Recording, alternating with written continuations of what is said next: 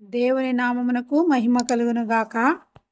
ఈరోజు దేవుని వాగ్దానము ఇర్మియా 1వ అధ్యాయము 4వ వచనం నుంచి చదువుకుందామండి.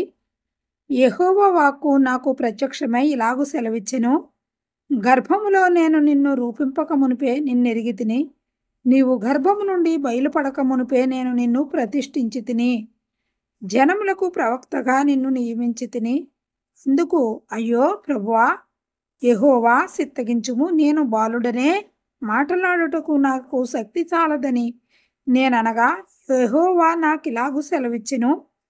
నేను బాలుడననవద్దు, నేను నిన్ను వారందరి యొద్దకు నీవు పోవలను, నీకు ఆజ్ఞాపించిన సంగతులన్నీయు చెప్పవలెను. దేవుడి వాక్యమును దీవించునుగాక. ఆమె చిన్న ప్రార్థన చేసుకుందామండి. సకల ఆశీర్వాదములకు కారణభూతులైన ప్రియ పరలోక తండ్రి, మీకు వందనాలు, స్తుతులు, స్తోత్రములు నాయనా. ప్రభా, ఎంతమంది బిడ్డలైతే ఈ ప్రార్థనలు ఏకీభవిస్తూ ఉన్నారో ప్రతి బిడ్డను మీరు దీవించండి, ఆశీర్వదించండి. ఏ బిడ్డలైనా మరి అనారోగ్యాలతో ఉంటే ప్రభా, వారి శరీర ప్రతి బలహీనత నుండి నజరేయుడైన యేసు నామములో విడుదల కలుగునుగాక. ఆమె అప్పుల భారములు, ఆమె కుటుంబ సమస్యలు, మాట విననొల్లని బిడ్డలు మరి ప్రభా, కుటుంబంలో ఏ సమస్య అయినప్పటికీ ప్రభా, నజరేయుడైన యేసు నామములో ప్రతి కుటుంబానికి విడుదల దయచేయండి. ప్రతి కుటుంబంలో రక్షణ, మారు మనసు, ప్రార్థన జీవితము, నిన్ను కలిగి ఉండే జీవితము ప్రతి ఒక్కొక్క బిడ్డకు దయచేయండి తండ్రి.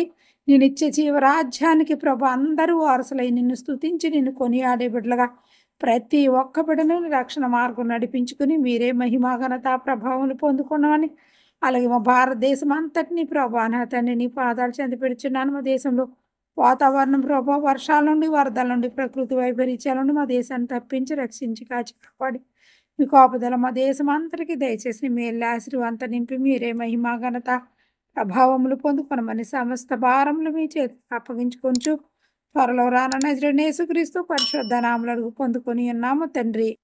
Amen, amen, amen.